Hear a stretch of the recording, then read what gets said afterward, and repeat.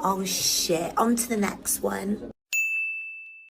I am back today, and now I'm going to go on to brands where I have more than one palette from them. And I'm going to start with Ace Beaute. I have two Ace Beaute palettes. And the reason I'm starting with Ace Beaute is because the last part I finished with one of my top two palettes. And now I'm going to start with the other one from my top two. We have another platinum tier palette, folks. This is the Ace Beaute Flare palette, and this is one of my favourite palettes in my collection. You have such a broad colour scheme, but it's also that the colours are unique and interesting. Like, there's so many of these shades where I just want a ton of it. Like, I want a football field of saffron, this is my favourite red. I want a football field of cider. I want a football field of this shade Sherbet, which is the best electric lime shade ever. But I really enjoy this palette. It is more of a matte heavy palette, and I think that works to its advantage because you have such a broad range of colours. But there are still some really nice metallics here. I really like Bayberry, and then Biscotti I really like on the inner corner because it's kind of multi-dimensional. It's kind of got a little bit of a pink, a little bit of a gold. It's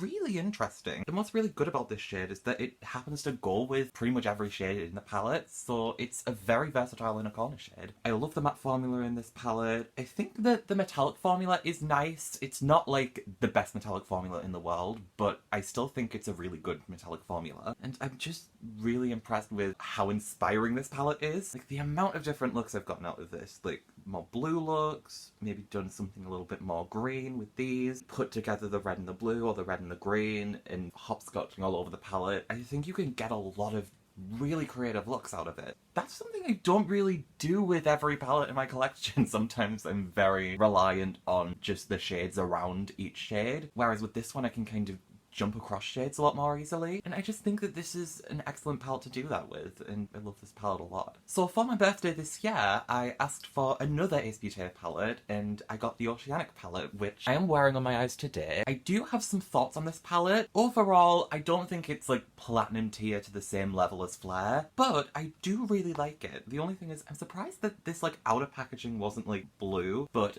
this is the palette, and this is a lot more focused. It's more of a blue-green specific palette. I really love how bright these are. It's very saturated shades. Like, some blue-green palettes I see around are kind of just very flat and very meh, like very one note. But this has something really interesting to offer. You have periwinkle blues, turquoises, teal, royal blues. You have very specific greens, something more murky, something more bright, something more primary. It feels like the idea of the versatile shades in Flare, but applied to a more specific colour story, which I really like. I don't have as much experience with this palette as I do with Flare, but I worked a lot with this blue, and I don't think it really worked that well. I think it was just quite sheer and hard to get looking really good, so that kind of disappointed me a little bit. But I will say there are a lot of other shades that I really like. And I really like that this palette has deepening shades for all across the spectrum. Lagoon is a true blue deepening shade. Turtle is a true green deepening shade. And then Pacific is more of a teal. For this look, I decided that the teal would be better, and this really helped to deepen the look nicely. Now I'm going to talk about the metallics. I said that I like the metallics in Flare, but I wasn't as impressed with them as I was with the mattes. This palette, I feel like the metallic game has been stepped up. I feel like the metallics are better in this palette. The one I used today is the one I'm giving the shout out to, and this is Mykonos. And every time I see the word Mykonos, I think of that one video of Lindsay Lohan dancing. Honey, this is how you throw a party in Mykonos, bitch! I hope you know what I'm referencing. I put this on my lid with my finger, and it feels like a metal. Such a bright, vibrant shade. Even with this look, it's very bright as it is. But to add that little extra pop of brightness and dimension, it really tops off the look nicely. The only thing is that this doesn't really come with an inner corner shade of any kind, so I used a Revolution highlight in my inner corner and then also on the brow bone, which, I mean, I'm fine with because I have a lot of different products to use. Like, I think we've established in this video I'm hardly in a shortage of palettes. But if that is something that bothers you, keep that in mind. But I will say, I am really liking this palette so far. I think I had lower thoughts about it earlier on, but I think today's actually boosted this palette up there in the rankings, so I can't wait to get some more use out of it. I have been tempted by some of their other palettes, like their Paradise series, but I've heard that the formula's apparently a bit different on those palettes, so I'm not really sure what to do about that. We'll have to see. So now I have 2 MAC palettes. Most of my collection is cruelty-free, but I do have a few products that aren't cruelty-free, but most of the time my buying habits skew towards the cruelty-free products, and it's actually getting a lot rarer that I'm buying from brands that aren't cruelty-free, so I don't know whether or not to just like fully make the jump into just buying cruelty-free. I think that might be something to like maybe try out in 2020. But I do have these 2 MAC palettes. These are from the MAC Girls series, which I feel like a lot of people didn't pay attention to. I actually had a third one of these. I have the Smarty Pants palette, but I gave it to my sister because I never used it. It was a really nice palette with some really nice like warm and neutral shades, but I felt like it was very shimmer heavy. Even though the formulas were nice, I didn't really use it that much. The mattes were just okay for me. In fact, I'm pretty sure I just bought that for the packaging because the packaging was so nice. I think that's kind of the reason why I bought it. A little tip, don't buy makeup for the packaging, even if it is cute. So the first MAC palette I got is this one. This is the Basic Bench, and I call it the Basic Bench because I think it's funnier. So it does come with a little sheet where you have the names on. I've used this palette quite a bit. What's quite interesting about it is that the formula I call a little unusual. You do have some really nice like foiled shades, which are very conventionally like a foiled shade. You have a highlighter in here that's really good. The matte black, it's a really good matte black. But then a lot of these other shades are like satin. They're not really mattes, they're not really metallic, they're just satins. Even though I think that some of these are really nice, they also kind of are a little weird at times. Like, these are really nice smoky shades, but they are kind of unusual to work with them on the eyes. But I definitely have quite a bit of nostalgia with this palette because this was quite early on in my makeup buying. I really enjoyed working with that, despite the fact that it was a little bit difficult to use. I don't know, I have nostalgia about it. I love my Basic Bench. Bench and bench. Those are interchangeable. And then the next palette, I really, really love this palette, and it's really annoying because I had to get this in Barcelona because they did not sell this palette in the UK. I don't know why they didn't sell this palette in the UK because it's excellent.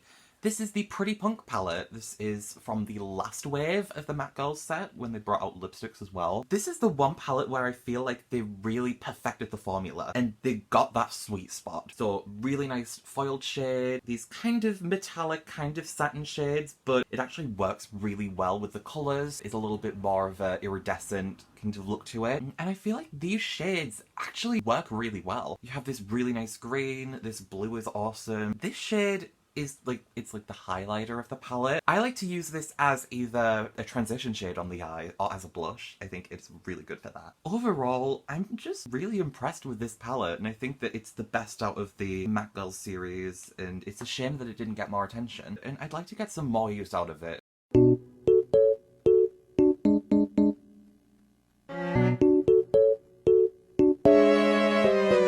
I really do like the packaging style of these. I kind of wanted more of these. Like, I wanted the Rock and Rebel palette, which I can't find anywhere. I believe I was kind of interested in the Fashion Fanatic too. Yeah, I doubt I'll be getting them because they're probably 1, hard to find, and 2, I'm probably going to be gravitating towards more cruelty-free purchases rather than not. But I still have a lot of nostalgia over this series, and I feel like it didn't get much attention, which is sad. Right, onto BH Cosmetics. This is quite an affordable brand of eyeshadow, and I find that their formula is quite underrated. They're really nice palettes that don't get a lot of attention. I mean, some of these do get quite a bit of attention, but I think we need a little more talk about the formula specifically. Hi! So just to interrupt, I filmed the collection video series in April, and right now it is May, as of me filming this little bit. I just wanted to update y'all on my palette no-buy, which ended, and I bought a new palette, which is from BH Cosmetics, which is why I'm scheduling this little clip in this section. I got the Smitten in Switzerland palette, which I'm just gonna try and open while balancing my iPad on my knee. Come on, Daredevil. I haven't used this enough to provide a thorough review, but I think it's really cute. But I'm wearing it on my eyes today. It's really impressed me so far. But just to clarify, I no longer have just 3 BH palettes. I now have 4. So let's see what this silly little goose has to say about the 3 palettes they have. So the first one I got from TK Maxx. Love TK Maxx on this channel. But this is the Royal Affair palette. Really intrigued me. Like, I was kind of unsure whether I wanted to get this, but there was always something so fascinating about it because it's quite neutral, but it covers a lot of ground within neutral. You have cooler tones, you have warmer tones, you have somewhere in the middle tones, and then you have these random pops that are really interesting. Like you have this camo green, you have like a pink, this really nice kind of green gold, which I love this shade so much. This random blue icy inner corner shade, which doesn't really go with the rest of the palette, but it's a really nice shade, so I don't mind. And it's just such an interesting colour scheme, and I feel like a lot of people were gravitating towards like the Weekend Festival palette and that kind of thing because it was more colourful. But I was really interested in this one because it was just a really interesting, unconventional neutral palette. I definitely get some really nice looks out of this palette. Again, recurring theme of this video, this is another palette I need to use more because there are a lot of really interesting metallics in this palette. You have this whole column is metallic, these two metallics at the bottom. There are a lot of different neutral looks that I can get out of this, and I've actually been, again, favouring neutral looks recently. You probably can't tell from this look, considering I've got the Oceanic palette on here and then Peacock on here. But I do like a neutral look, and I feel like this is a great example of a neutral palette that does something different. And I like those little examples of palettes that do something a little bit different, but aren't like just rainbow palettes. This palette really wins on that regard. The next two palettes I have, I'm sure this is not going to be that surprising. I have the two Zodiac palettes, and I don't think I've actually shown these on my channel before, so let's talk about them. I'm going to start with Love Signs, which is the second palette, because I got this one first. I went through getting this palette 3 times. Like, this is the third palette that I got because one of the big shades was broken every time, and even though part of me was like, oh, maybe I can repress it, my sister was like, no, you can't do that. There is still a little undercurrent of guilt about that because I never want to be wasteful, but it's in the past now, I guess. But this palette really interested me because you have a really nice warm and neutral aspect of this palette, but then you also have really interesting pops that go with it. You have this nice mauve, this gorgeous, like a red, but it's got a real pink tone to it. You've got some blues. And then obviously you have all of these baked shades around here, which I wasn't sure about the formula of them first, but then I feel like I got a little bit of a revelation out of it. I really like simple, like, one shadow looks where you get, like, one of the baked shadows and just put it on the lid. I found that I quite like those looks, and even though before I was doing a lot of, like, lots of different colours at different places looks, I've kind of been going away from that style, and I feel like this palette and then the other Zodiac palette, which I'm going to go into next, have really introduced me to that idea, and I feel like that's improved my makeup mindset for the better. And also, I really like this highlighter. I feel like not a lot of people talk about the highlighters or talk positively about the highlighters in these two palettes. I like the highlighters in these palettes a lot. I think that they're really good. Kind of metallic, kind of glittery. I think it's a good blend. So we have this one, which is kind of the lighter, more warm-toned version. And then the original Mum and Dad got for me on my birthday. And this is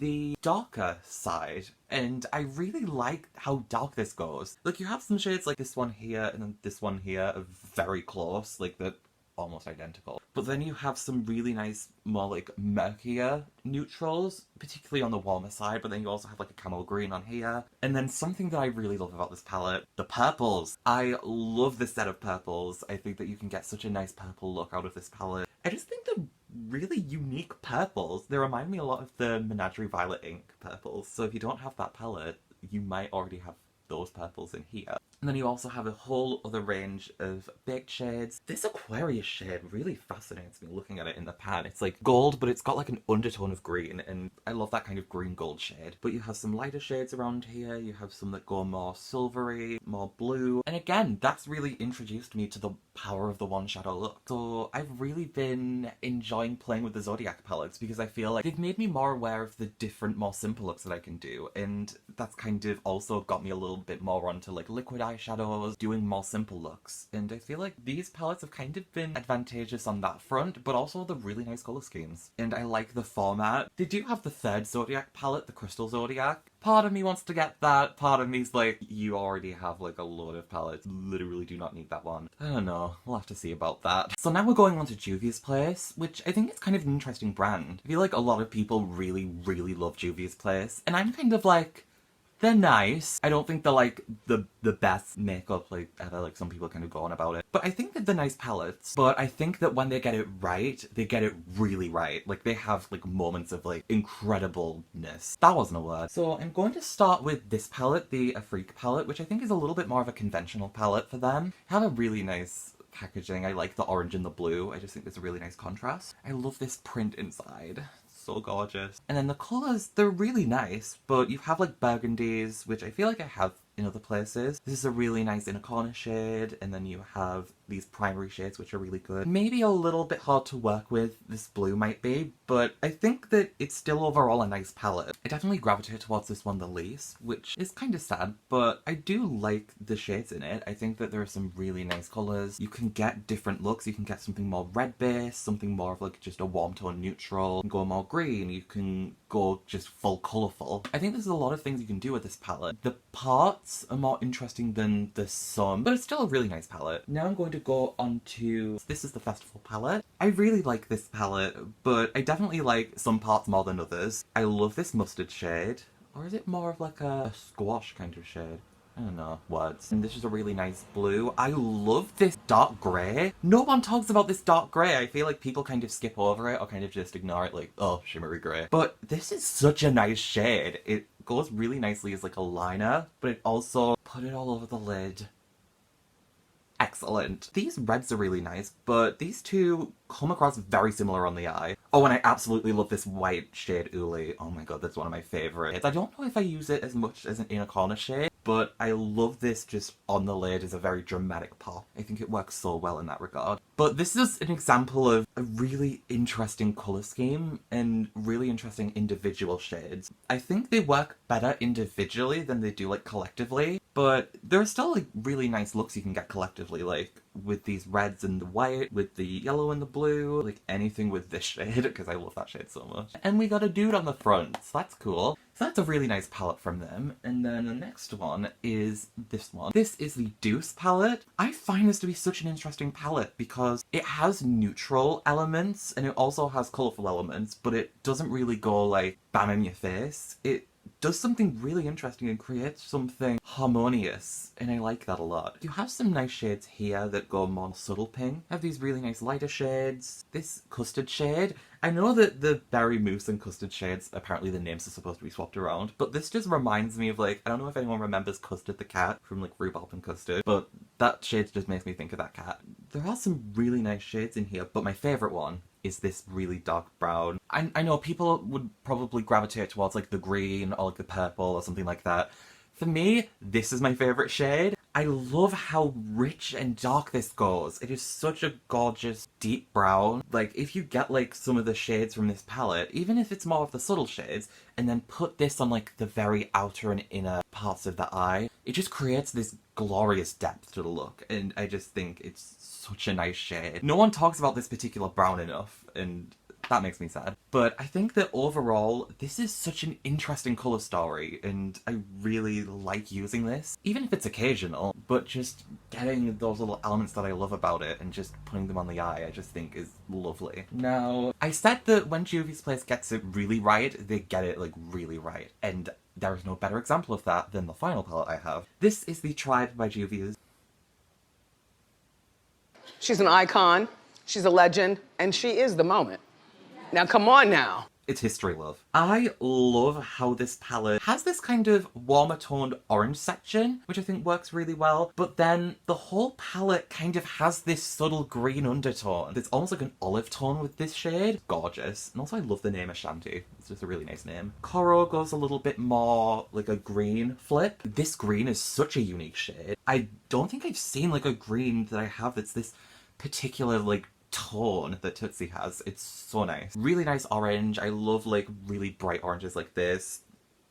Electric lime. Are we gonna elaborate on that? I think we already know the key to my heart. But I think that this is one of the most, possibly the most, unique Juvia's Place palettes, because collectively it creates something unique, but then individually you have really unique shades. And then you also have like, this shade is such a nice shade. I never talk about this shade. That's really cute too. Like, I just think overall I just really love what they did with this palette, and I think it was kind of their best creation. If I'm honest, I think this might be my favourite one. I really love this palette. I think it was a real winning moment for them. I mean, the Warrior 3 is nice, but I don't know. Time will tell. So, now we're going on to a section that's probably found in the vast majority of Eyeshadow Palette Collection videos, and that is the Anastasia Beverly Hills section. First of all, I would like to apologise for the amount of dust on this palette. Oh my god, why do I do this to myself? This is like a sign, like you need to use these palettes more, otherwise they're gonna get dusty. But this is the first palette I have, which is the Prism palette. I'm going to have to be very careful with these because I keep the brushes. I think it's cute. But this is Prism. I really like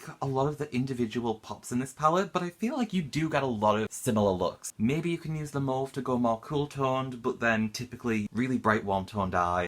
I mean, I'm not going to complain about that because these particular warm tones, even in satin, they are so gorgeous. So like, we're not complaining about that for a minute. But it's very easy to rely on those as kind of crutches and not do something a little bit different. The fact that I've been turning more towards more simple eye looks is going to really benefit this palette because there are a lot of specific pops that I don't really use as much that I feel like I'll be using a lot more now. Like Throne and Pyramid, and then Dimension is a really interesting shade.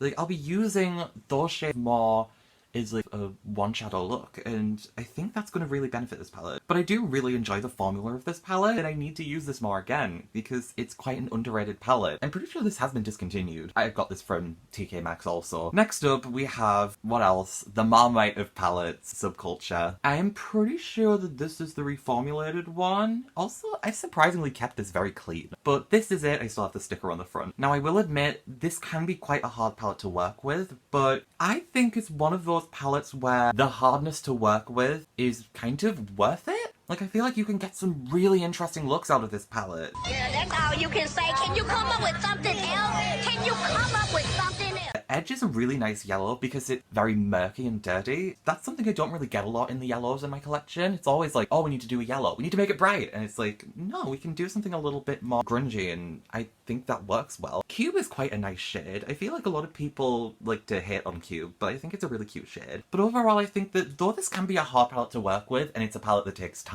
if you're doing a look with this palette, you can't just whack something out in 5 minutes. You've got to concentrate. But I still think that this is the palette where it's worth it. It's worth working that little extra time because you can get some really unique looks that you wouldn't really get out of a lot of other palettes. So consider me firmly team Subculture. So the next palette I did not get from TK Maxx, the past two I did. I got this for full price, like a clown, because then later in the year it turned up at TK Maxx because I never learn. But this is the Riviera palette, and this doesn't have the velvet packaging. This has this really nice canvas, and I just think that this is really nice, and it feels expensive, but it also feels not like it's going to get dirty in 10 minutes. This is another one where sometimes the abundance of like bright warm shades can be a little bit of a crutch, and you can kind of find yourself relying on those a lot. That being said, I really like these shades. You have Bahamas, which is neon and stains, but you know what, it's worth it because it's a gorgeous shade. But then you also have Palm, which can lend itself to a little bit more of a neutral look, and Cabana, which again kind of is a little bit more of a murkier yellow. I created a look with Cabana and Palm, and it turned out so nicely because it just had that cooler, still sophisticated, but a little grungier. And I feel like that really turned out well because I didn't expect it from this palette. One thing about this palette is that it has a lot of metallic shades, and I quite like that because I like this formula a lot. I think that this metallic formula is great. I know not everyone feels like that about the ones that are in these more recent palettes like Riviera, Alyssa Edwards, etc. But you look at these shades, they're so beautiful. Yacht, which could go with that more kind of cooler look that I was talking about. I've used Seychelles on the lower lash line, and that's worked really well. Inheritance is a beautiful yellow gold, the brightest yellow gold. Palermo, which is gorgeous. I just love this particular tone. It's like a little burgundy, but it's also very like raspberry. Seaside is like a darker silver, and then you have Mediterranean, which actually reminds me of like a spacey blue. And again, this is another palette that I feel like might be benefited by me liking more simple looks nowadays because I can just pop these shimmers on whenever I want. I also find that when I have more matte heavy palettes, I tend to turn to this one if I want a metallic on the lid. So this can be quite good kind of as an all-in-one and also supplementary. So I think that that has little advantages to it. And now the final palette I have is this one. This might be my favourite one, which is very controversial because I know there are a lot of people that weren't impressed with this formula. But the Alyssa Edwards palette, I really love this palette. I mean, obviously part of me loves this palette because it's Alyssa Edwards. You can consider that, like, I might be biased in that regard. But something I love about this palette is that is again like a versatile, fun, colourful palette. You have more neutral parts. You have like the Supreme, House of Edwards, back rolls. Back rolls. The fact that there's a shade called back rolls, I love that so much. But you can create a really nice neutral look and then just top it with Inspire, which is such a gorgeous gold. And then you can do something more purple hue. Beyond Belief Dance Company is a really nice deepening shade. Believe is gorgeous. Oh, Lord. Again. A fucking again.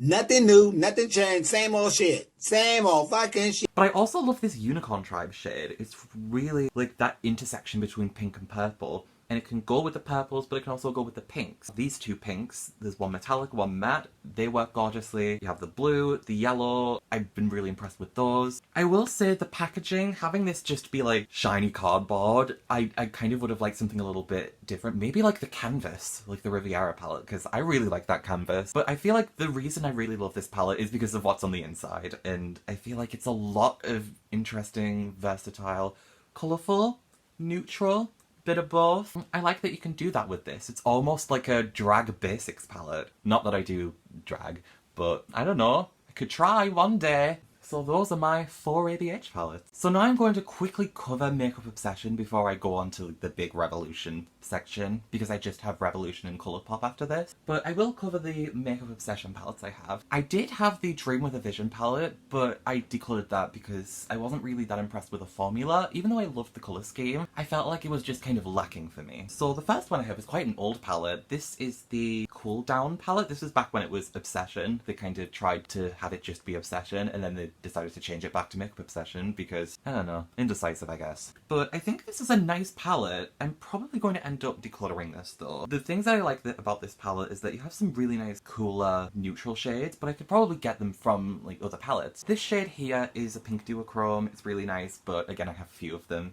my collection.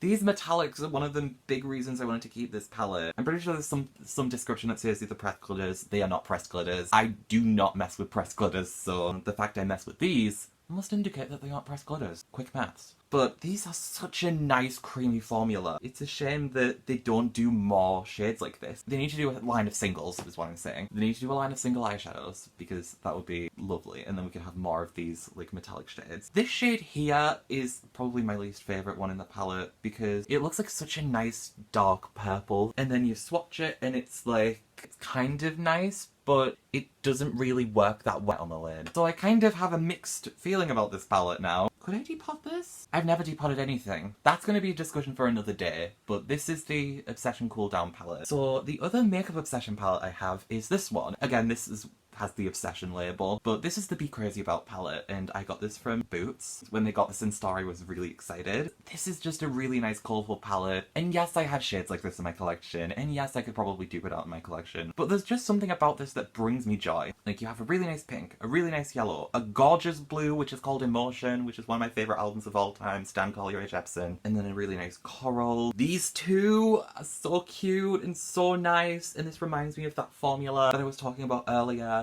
This is the pink duochrome that is something I could dupe from that palette. This is a really nice dark navy blue. It is powdery, but it definitely packs a punch. This camo green is probably my least favourite in the palette. It's kind of just like, it's there, it's cute, but it isn't giving me the full fantasy. What I do like about these Obsession palettes, or Makeup Obsession palettes, well, I can't decide what to call them, but neither could they, that you can pop these shades out and kind of just switch them around. You can put these in magnetic palettes, you could take out the ones that you don't like and put in different ones from a different palette. That's something that's really quite ingenious, and I feel like more brands need to do that. If they just took these out and sold them as singles, you could make a whole line of singles out of them. Makeup Obsession, Revolution, if you're watching, there's an idea. I'm giving you free ideas. Take them! I'm giving you permission to plagiarize. Alright, so that's enough of that. So now I have 2 collections left. I have my big Revolution palette collection and my big Colourpop palette collection. So now I'm gonna...